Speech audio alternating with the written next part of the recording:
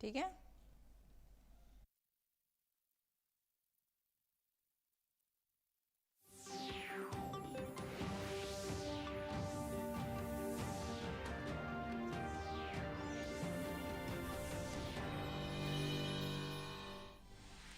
Cooperation policy पर 2 दिन के कौमी इजलास का आगाज। कोऑपरेशन के वजीर अमित शाह ने आइंदा 8 से 9 माह में मुल्क में मजबूत और शफाफ कोऑपरेटिव पॉलिसी बनाने की जाहिर की उम्मीद।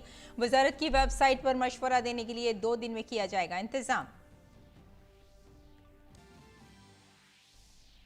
मरकजी वजीर सेहत मनसुख मांडविया ने मुल्क की टीकाकारी मुहिम पर जाहिर किया फख्र। कहा, दुनिया की सबसे बड़ी टीकाकारी मुहिम पर दुनिया है हैरान।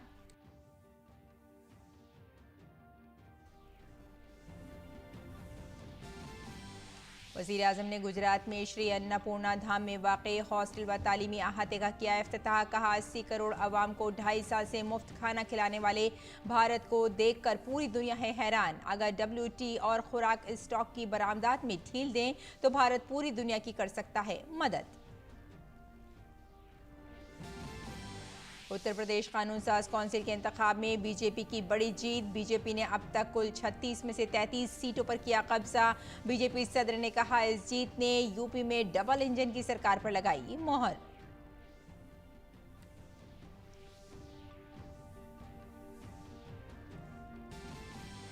4 रियासतों में 1 लोकसभा सीट और 4 असेंबली सीटों पर ज़िमनी इंतखाब के लिए आज डाले गए वोट। आसनसोल में नामालूम बदमाशों ने बीजेपी उम्मीदवार अग्निमित्र पाल के काफिले पर किया पथराव।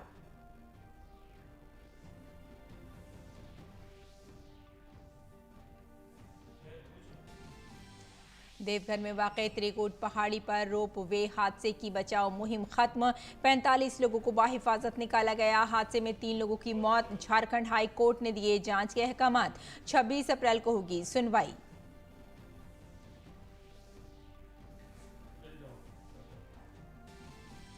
श्रीलंका में शदीद माली बहरान के दौरान भारत की तरफ से इंसानी इमदाद जारी। तेल की रिकॉर्ड सप्लाई के बाद श्रीलंका को 11,000 मीट्रिक टन चावल भेजे गए। मुल्क में एहतिजाजी मुजाहिरों के दौरान वजीर आजम महिंद्रा राजपक्षे ने लोगों से की अमन बरकरार रखने की अपील।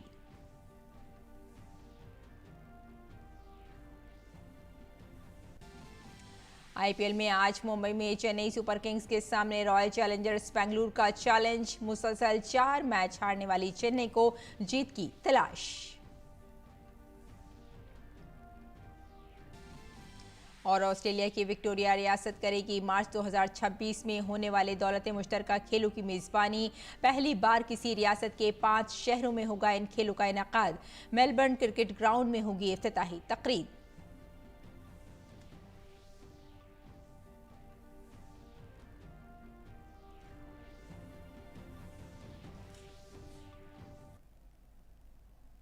आदाब नाजरीन, खबरनामे में आपका इस्तकबाल है। मैं हूं रेशमा आपके साथ। आइए तफसील से अब खबरों पर नजर डाल लेते हैं।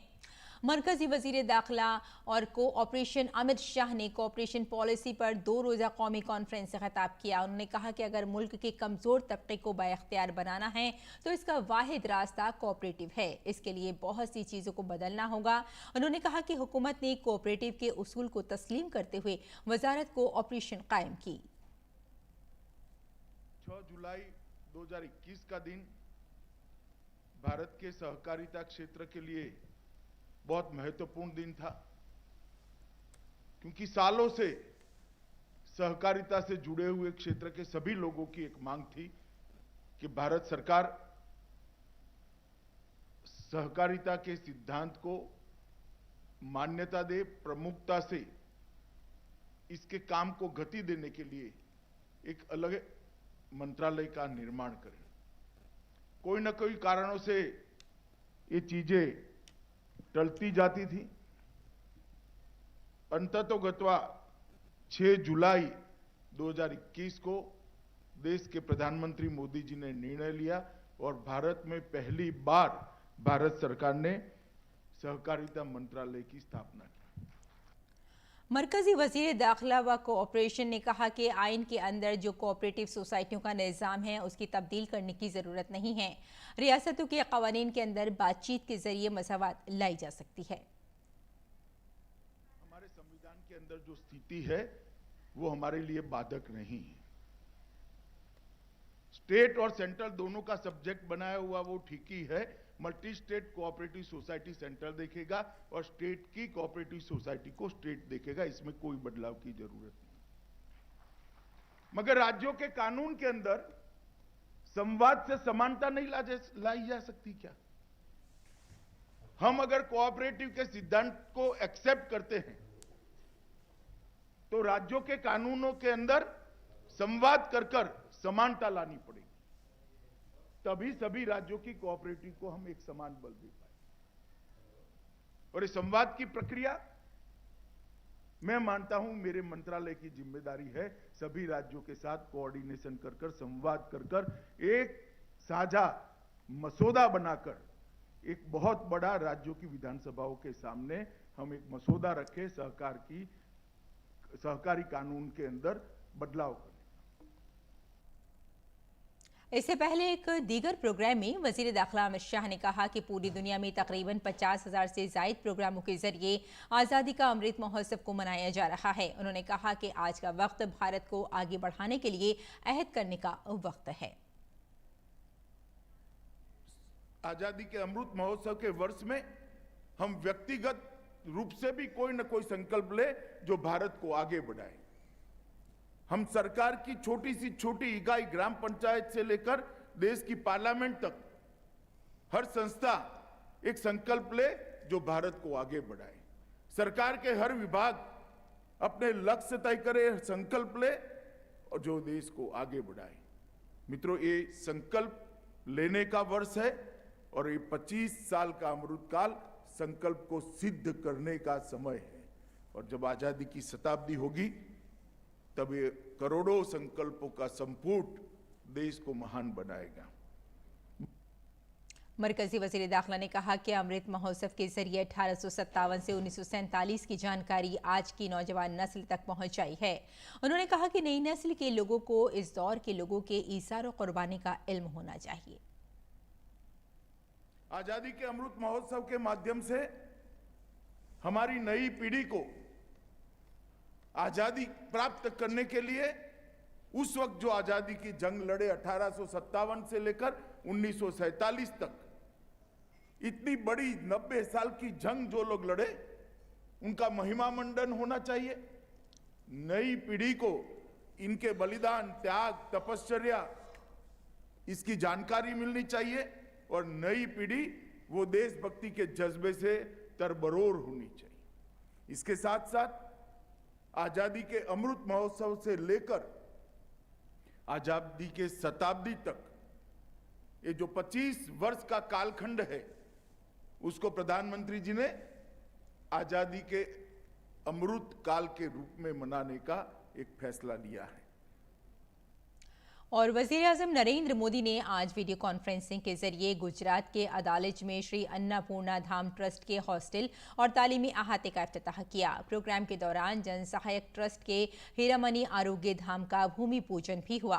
हॉस्टल और तालीमी अहाते में 600 तलबा के रहने और खाने की सहूलत के लिए 150 कमरे हैं। दीगर सहूलतों में GPSC, UPSC इम्तहानात के लिए तरबियती मराकज़, e library, conference room, sports room, TV room और तलबा के लिए बुनियादी तिब्बी सहूलत भी शामिल हैं। वज़ीर आज़म नरेंद्र मोदी ने प्रोग्राम से खिताब करते हुए कहा कि श्री अन्नपूर्णा धाम में नई सहूलत पैदा होने से लोगों की बेहतर तिब्बी सहूलत मिलेगी। ये जो नई सुविधाएं विकसित हुई हैं या जो आरोग्य धाम यहां बनने जा रहा है, इससे गुजरात के सामान्य मानवी को बहुत अधिक लाभ होगा। विशेष रूप से एक साथ अनेकों लोगों के डायलिसिस और 24 घंटे ब्लड सप्लाई की सुविधा से अनेक मरीजों की बहुत बड़ी सेवा होगी। केंद्र सरकार ने जिला अस्पतालों में मुफ्त डायलिसिस की जो सुविधा शुरू की है, उस अभियान को आपके ये प्रयास और बल देने वाले हैं। वजीर आजम ने कहा कि खुशहाली और दौलत की देवी मां अन्नपूर्णा के तई बड़ी अकीदत है। हम मां अन्नपूर्णा की मूर्ति को कनाडा से वापस ले आए हैं। अपनी सकाफत की ऐसी दर्जनों अलामतें गुज़िश्ता 7-8 वर्षों में बैरूनी ममालिक से वापस लाई जा चुकी हैं। साथियों, समृद्धि और धन धान्य की देवी मां अन्नपूर्णा के प्रति हमारी अगाध आस्था रही है। पाटीदार समाज तो धरती माता से सीधा जुड़ा रहा है। मां के प्रति इस अगाध श्रद्धा के चलते ही कुछ महीने पहले मां अन्नपूर्णा की मूर्ति को हम कनाडा से वापस काशी ले आए हैं। माता की इस मूर्ति को दशकों पहले काशी से चुराकर विदेशों में पहुंचा दिया गया था। अपनी संस्कृति के ऐसे दर्जनों प्रतीकों को बीते 7-8 साल में विदेशों से वापस लाया जा चुका है। अपने खिताब में वजीर आजम नरेंद्र मोदी ने कहा कि कल उन्होंने अमेरिकी सदर जो बाइडेन के साथ वर्चुअल तरीके से बातचीत के दौरान कहा कि अगर आलमी तिजारती तंजीम खुर्दनी अशिया की बरामदात में नरमी करता है तो इस शोबे में पूरी दुनिया की मदद कर सकते हैं। अमेरिकाना राष्ट्रपति जोड़े चर्चा करतो तो एमणे पण कह્યું કે મોટું ધર્મે એમને કહ્યું તમે અમને WTO जो परवानगी आपे थोड़ी राहत કરી દે કે ભાઈ ભારતમાં જે ભંડાર પડ્યા છે તમે બહાર મોકલી શકો છો, તો અમે કાલે મોકલવા તૈયાર છીએ। અમે તો ભારતને તો જમાડીએ છીએ। અમારા અન્નપૂર્ણા માના આશીર્વાદથી અમારા દેશના ખેડૂતોએ જાણે અગાઉથી દુનિયાની ચિંતા કરી હોય। अगली खबर की तरफ बढ़ते हैं। झारखंड के देवघर में रोप वे हादसे का राहत व बचाव का काम खत्म हो गया है। इस मुहिम में 45 अफराद को बाहिफाजत निकाला गया है, जबकि 3 अफराद की मौत हो गई है। मुहिम के दौरान गिरने से 2 अफराद की मौत हो गई। तकरीबन 45 घंटे तक लोग रोप वे की ट्रॉली में फंसे रहे। बचाव मुहिम के दौरान फिजाइया की टीम ने पूरी तैयारी के साथ काम किया। कल दिन भर चले राहत व बचाव के काम में 34 अफराद को बचाया गया था। आज सुबह मुहिम दोबारा शुरू हुई। इस वक्त एक फौजी जवान समेत 13 अफराद को निकाला गया। त्रिकूट पहाड़ पर रोप वे तार टूटने से ये हादसा हुआ था। एयर चीफ मार्शल विवेक राम चौधरी ने एक कॉन्क्लेव से खिताब करते हुए मुल्क की रिवायती जंग लड़ने वाली मशीनरी को दोबारा डिज़ाइन करने और उसकी तामीर नौ साथ ही नए उभरते मॉडल को अपनाने पर जोर दिया। उन्होंने कहा कि हमले की शक्ल बदल गई है, जहां मॉलवेयर, छोटे कंप्यूटर, वायरस से लेकर सुपरसोनिक मिसाइल जैसे जदीद हथियारों का इस्तेमाल किया जा रहा है। To secure our borders, there is a definite imperative to reimagine, reform, redesign and rebuild our traditional warfighting machinery and adapt to this new emerging paradigm. Cyber and information have become the modern tools for shaping the battlefield. A well-created narrative in the information domain to adversely affect the enemy can have devastating effects. As we've become more and more interconnected, a cyber attack on our networks can cripple command and control structures. Air chief marshal ने भारतीय फिजाइया के जदीद technology का इस्तेमाल करने और security निज़ाम में नए इख्तिरात को शामिल करने के रोड मैप के बारे में भी जानकारी दी। We have laid out a roadmap to add new capabilities and harness modern technology, making technological innovation an integral part of our security apparatus. This thought has initiated a process of re-equipping, retraining, and remodeling of our security infrastructure.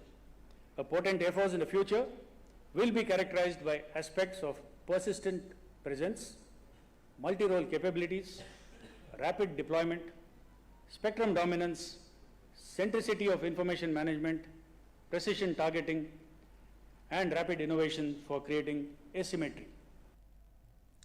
और उत्तर प्रदेश में कानून साज council के 2 साला इंतखाबात में 58 अजला की 27 सीटों के लिए सनीचर को हुई वोटिंग की गिनती जारी है, जिसमें 24 सीटों पर बीजेपी ने कामयाबी हासिल की है।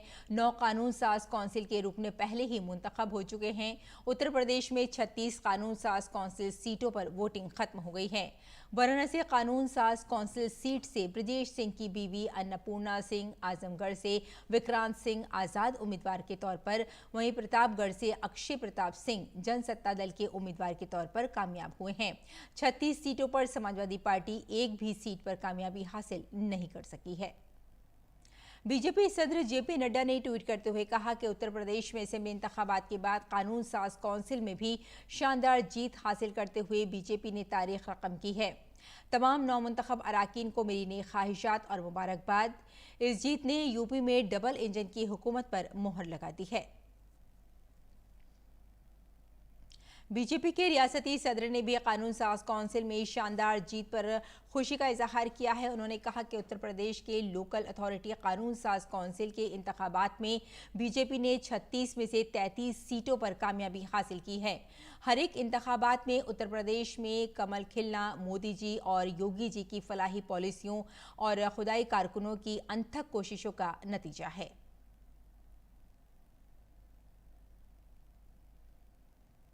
आज 4 रियासतों में 1 लोकसभा सीट और 4 असेंबली सीटों के ज़िमनी इंतखाबात के लिए वोट डाले गए। मगरबी बंगाल में आसनसोल लोकसभा सीट के ज़िमनी इंतखाबात के लिए वोटिंग हुई। आसनसोल लोकसभा सीट साबिक मरकजी वजीर बाबुल सुप्रियो के इस्तीफे के बाद खाली हुई थी। बाबुल सुप्रियो बीजेपी छोड़कर तृणमूल कांग्रेस में शामिल हो गए थे। इसके अलावा मगरबी बंगाल की ही बालीगंज असेंबली सीट पर भी ज़िमनी इंतखाबात के लिए वोट डाले गए। ये सीट सुब्रतो मुखर्जी के इंतकाल के बाद खाली हुई थी। साथ ही बिहार, छत्तीसगढ़ और महाराष्ट्र में एक एक असेंबली सीट पर ज़िमनी इंतखाब के लिए आज पोलिंग हुई। वहीं छत्तीसगढ़ की खैरागढ़ सीट पर और महाराष्ट्र की कोल्हापुर शुमाली असेंबली सीट पर ज़िमनी इंतखाबात के लिए वोट डाले गए। दोनों की गिनती 16 अप्रैल को होगी। मगरबी बंगाल के आसनसोल में ज़िमनी इंतखाब के दौरान चंद नामालूम बदमाशों ने आसनसोल से बीजेपी उम्मीदवार अग्निमित्र पॉल के काफिले पर पथराव किया है। बीजेपी उम्मीदवार अग्निमित्र पॉल ने कहा कि तृणमूल कांग्रेस के लोगों ने उनकी गाड़ी पर हमला किया है, जिसमें सलामती एहलकार जख्मी हुए हैं। साथ ही उन्होंने कहा कि तृणमूल कांग्रेस डर गई है, इसीलिए ये सब कुछ कर रही है और इंतजामिया खामोश तमाशाई बनी हुई है।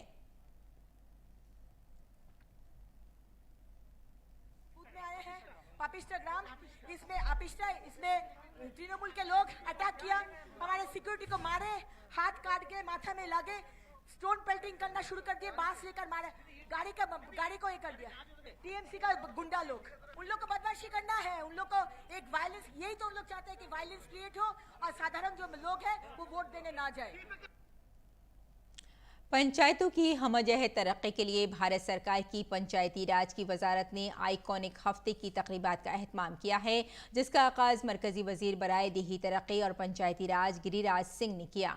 मरकजी वजीर गिरिराज सिंह ने मुल्क भर के सरपंचों के साथ बातचीत करने के मकसद से मनाए जाने वाले आइकॉनिक हफ्ते के मौके पर डीडी न्यूज़ से खुसूसी बातचीत की और कहा कि पंचायतों की तरक्की के लिए बगैर मुल्क कैसे तरक्की करेगा, इसलिए पूरी तवज्जो पंचायत पर मरकूज है। हमारे नुमाइंदे राजेश राज ने गिरिराज सिंह से खुसूसी बातचीत की।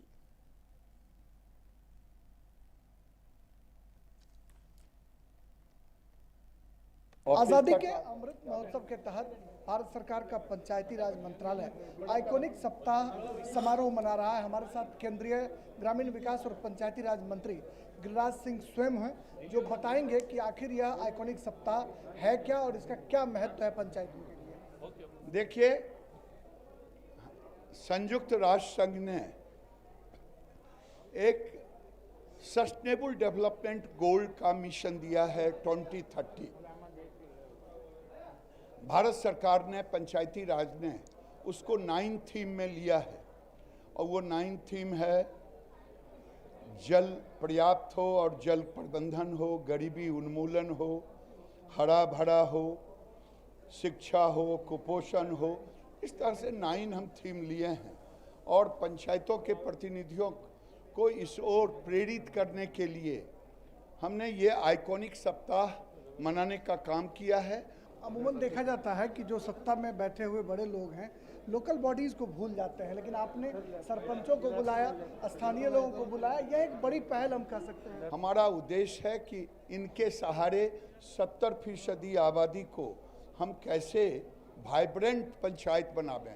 पहली बार पंचायतों में हम टाउन प्लानर की तरह पंचायत के मास्टर प्लान की बात कर रहे हैं, डिजास्टर मैनेजमेंट की बात कर रहे हैं, सस्टेनेबल डेवलपमेंट गोल की बात कर रहे हैं। और मेरा मानना है अगर एक पंचायत खुशहाल पंचायत होता है, सस्टेनेबल डेवलप होता है, तो भारत को डेवलप होने से कोई नहीं रोकेगा। चलिए, बहुत शुक्रिया केंद्रीय मंत्री गिरिराज सिंह, जिनका कहना है कि अगर पंचायत विकसित होगा तो हिंदुस्तान को आगे बढ़ने से कोई रोक नहीं सकता। कैमरामैन संजीव कुमार के साथ नई दिल्ली से मैं राजेश राज, डीडी न्यूज़ के लिए। और वज़ीर-ए-आज़म नरेंद्र मोदी ने कहा कि मुल्क सेहत के शोबे में नए मेयारात कायम कर रहा है। उन्होंने ट्वीट करके कहा कि कोरोना से लड़ाई में 130 करोड़ अहल वतन ने जो अज़्म मुसम्मम का मुजाहरा किया है वो नए भारत की ताकत की पहचान है। देसी टीकों के साथ दुनिया की सबसे बड़ी मुफ्त वैक्सीनेशन मुहिम हो या मेडिकल इंफ्रास्ट्रक्चर की तरक्की हो, सेहत के शोबे में मुल्क हर दिन नए मेयारात कायम कर रहा है। साथ ही वज़ीर आज़म ने एक तस्वीर शेयर करके मुल्क में 185 करोड़ टीका लगाने के हदफ को पाने की बात शेयर की। वज़ीर आज़म इसे मुल्क की ताकत की अलामत बताया। मरकजी वज़ीर सेहत डॉक्टर मनसुख मांडविया ने मुल्क के आला माहिरीन के साथ कोविड के नए XE वेरिएंट के हवाले से जायज़ा मीटिंग की। वज़ीर सेहत ने मुल्क में कोविड के मामले समेत वैक्सीनेशन मुहिम का भी जायज़ा लिया। इसके साथ ही उन्होंने कोविड की नई अक़साम और मामलों का मुताला करने के लिए चल रही मॉनिटरिंग और सर्विलांस सिस्टम को मज़ीद मजबूत करने की हिदायत दी। मीटिंग में वज़ीर सेहत ने अहदेदारों को हिदायत दी कि वो ज़रूरी अद्वियात की मुसलसल दस्तयाबी को यकीनी बनाएं ताकि कोविड के इलाज में किसी को भी परेशानी का सामना न करना पड़े। शदीद इक़्तिसादी बहरान का सामना कर रहे श्रीलंका के लिए भारत की जानिब से इमदाद जारी है। तेल की रिकॉर्ड सप्लाई के बाद भारत की जानिब से श्रीलंका को खुर्दनी अशिया भी फराहम कराई जा रही हैं। इसी सिलसिले में 11,000 मीट्रिक टन चावल चीनी गोरी जहाज से कोलंबो पहुंच गए हैं। इससे कबल पिछले हफ्ते 16,000 मीट्रिक टन चावल की सप्लाई की गई थी। श्रीलंका में भारत के सफ़ीर ने कहा कि दोनों ममालिक के दरमियान खुसूसी ताल्लुकात जारी रहेंगे। और खेल की खबरों में IPL में आज खेले जाने वाले मैच में धोनी और कोहली मद्दे मुकाबिल होंगे। आज शाम मुंबई के DY पाटिल स्टेडियम में लगातार 4 मैच हारने वाली चेन्नई सुपर किंग्स के सामने रॉयल चैलेंजर्स बेंगलुरु होगी। अब तक चेन्नई और बेंगलुरु की टीम IPL में 28 बार आमने सामने हो चुकी है। इनमें चेन्नई ने 18 बार और बेंगलुरु ने 9 बार बाजी मारी है। एक मैच बगैर किसी नतीजे के खत्म हुआ। और 2026 में होने वाले दौलत मुश्तरका खेलों की मेज़बानी ऑस्ट्रेलिया की विक्टोरिया रियासत करेगी। इसके तहत गिलोंग, बैंडिगो, बालरात और चिप्सलैंड में इन खेलों का इनेकाद होगा, जबकि मेलबर्न क्रिकेट ग्राउंड में इन खेलों के इफ्तिताही तकरीब होगी। 2026 में होने वाले दौलत मुश्तरका खेलों इंतहाई मुनफरिद होंगे। अभी तक सिर्फ एक ही शहर को इन खेलों की मेज़बानी मिलती रही है, लेकिन 2026 से पूरी रियासत को इसकी मेज़बानी का मौका मिलेगा। 2026 के मार्च के महीने में इन खेलों का इनेकाद किया जाना है। तो नाज़रीन, खबरनामे में फिलहाल इतना ही। इजाज़त दें। आदाब।